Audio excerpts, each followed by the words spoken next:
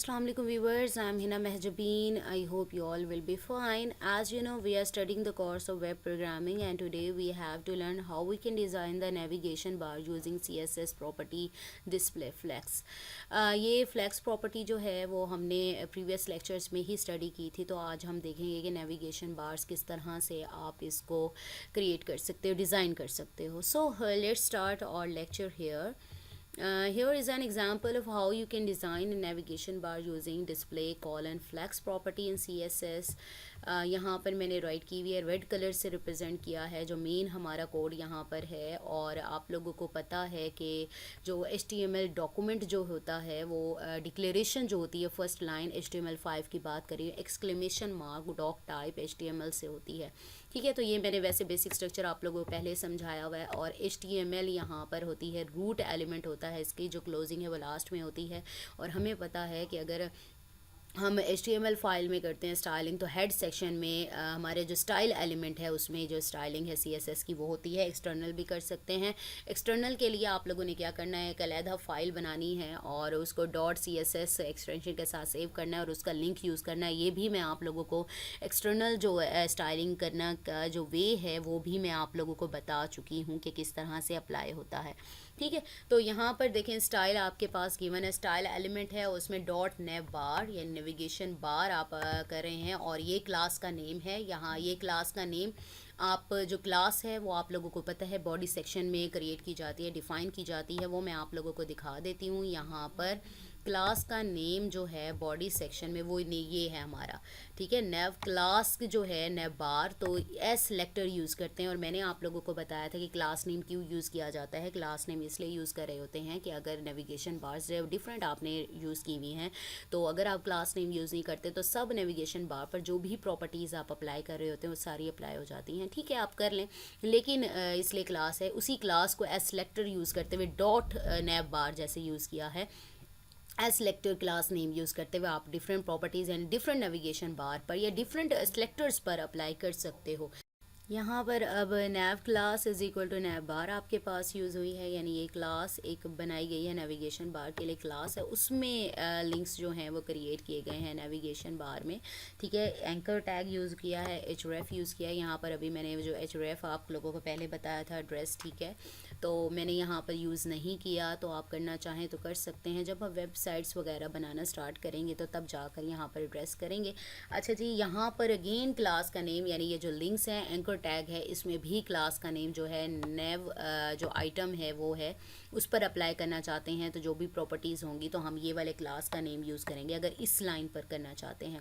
अगर इस पर करना चाहते हैं तो जो नेविगेशन आइटम्स हैं सारा का नेम ही नेविगेशन आइटम है, यानी नेविगेशन आइटम पर जो भी प्रॉपर्टीज़ अप्लाई होंगी वो सारी की सारी इस पर इन टैग्स पर यानी होम अबाउट सर्विसेज और कॉन्टेक्ट्स पर अप्लाई होंगी। ठीक है, ये नैव आपके पास हो गया। यहाँ पर मैं इसे हाईलाइट कर लेती हूँ, तो ये यहाँ पर क्लोज हो रहा है, ओपनिंग क्लोजिंग हो रही है। ठीक है, नेविगेशन बार के लिए आपने यहाँ पर क्लासेस बता दी, अब इन क्लासेस पर आपने प्रॉपर्टीज़ अप्लाई करनी है।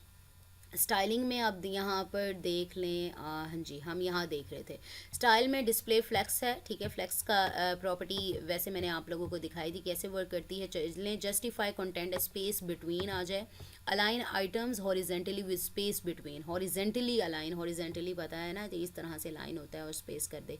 बैकग्राउंड कलर का कोड राइट किया हुआ है और नेविगेशन बार का जो कलर होगा वो ये होगा।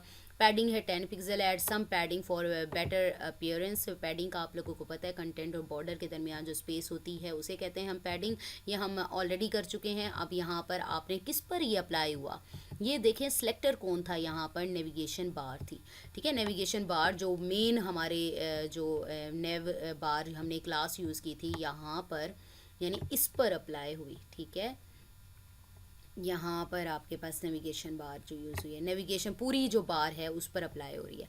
अब यहाँ पर है नेव आइटम। ठीक है, नेविगेशन डॉट के साथ यूज़ है क्लास नेम, ये रही नेविगेशन आइटम की जो क्लास है, ये यहाँ पर ये सब पर यहाँ पर अप्लाई होगी। ठीक है, इन सब ये जो लिंक्स हैं ना, इन सब लिंक्स पर यानी होम अबाउट और सर्विसेज। ठीक है, अगर नेम चेंज करना चाहते हैं, अलहदा करना चाहते हैं तो क्लासेस के नेम चेंज कर दें और अलहदा प्रॉपर्टीज़ इन पर अप्लाई कर दें। लेकिन हमने जस्ट नेविगेशन जो बार है उसके आइटम्स पर सब पर क्या करना है, कलर वाइट हो, टेक्स्ट कलर आ जाएगा, डेकोरेशन नन हो, remove underline from the links, ये रिमूव कर देगा, यानी कोई डेकोरेशन नहीं होगी। पैडिंग आपके पास पता है 5 pixel 10 add padding to the links, height width हमारे पास आ गई। अच्छा जी, यहाँ पर क्लोज हो गई। अब यहाँ पर है डॉट नेव हाइफन आइटम, यानी इन आइटम्स पर होम अबाउट सर्विसेज कंटेंट पर जब होवर करोगे, होवर का मतलब है जैसे ही कर्सर ले जाओगे तो क्या होगा, कॉलन होवर यानी स्टाइल अप्लाई करी, कॉलन होवर जैसे ही ले जाओगे तो कलर क्या हो जाना चाहिए, होना चाहिए back change colour, background colour of on hover. ठीक है, स्टाइलिंग अप्लाई हो गई। चलें इसे करके देखते हैं हम किस तरह से अप्लाई कर होता है ये, और ये किस क्या डिफरेंस आता है इसमें। नाउ लेट्स सी, यहाँ पर HTML तक आ गया। कंट्रोल C करें, मैंने वैसे नोट पैड ओपन करके लिखा हुआ है, control A, control V, control S।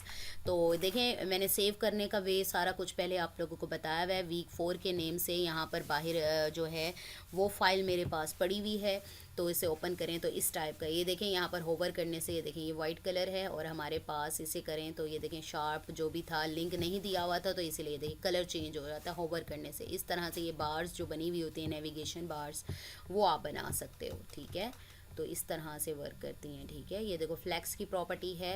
Flex की प्रॉपर्टी इसलिए करते हैं कि फ्लेक्सिबल डिस्प्ले हो जाता है, कि अगर आप स्क्रीन बड़ी करते हो या फिर छोटी करते हो तो वो फ्लेक्सिबिलिटी होती है कि उतनी ही स्पेस वो ले लेता है।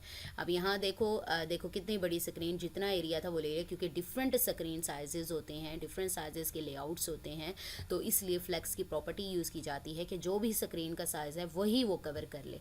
अगर ऐसे करें, क्योंकि ये लैपटॉप है, आपका मोबाइल भी हो सकता है, जो टैब भी हो सकता है, उसकी स्क्रीन छोटी है, यहाँ पर आप इसको छोटा करें तो तब भी देखें, ये देखें फ्लेक्सिबिलिटी नज़र आ रही है। ठीक है, जितनी बस इतनी स्पेस होती है, तो ये देखें उसने फ्लेक्सिबिलिटी है, यानी होम अबाउट और उसने सेम वही ले लिया। ये देखो, ये इसे क्लिक करें, मैंने कोई वो लिंक्स नहीं लगाए थे तो इसलिए नहीं ले रहा, तो अगर मैं लिंक्स लगाऊंगी तो मुझे उसी पेज पर ही ले जाएगा। तो अगर लगाना चाहें तो कोई लिंक लगा सकते हैं।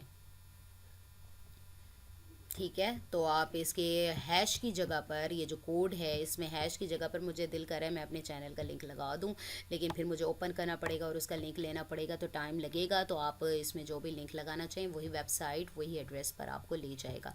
ठीक है, तो ये HRF वाला तो हमने वैसे ही डिटेल में पढ़ लिया, और फ्लेक्स प्रॉपर्टी का जो काम है वो भी मैंने आप लोगों को दिखा दिया कि फ्लेक्सिबिलिटी आ गई। ठीक है, जो भी स्क्रीन साइज़ है वो उसने ले लिया है। अच्छा जी, ये हमारे पास आ गया, ये मैंने आउटपुट भी दिखा दी, एक्सप्लेनेशन भी आप लोगों के पास गिवन है। We use display column flex on the dot nav bar to make its direct children.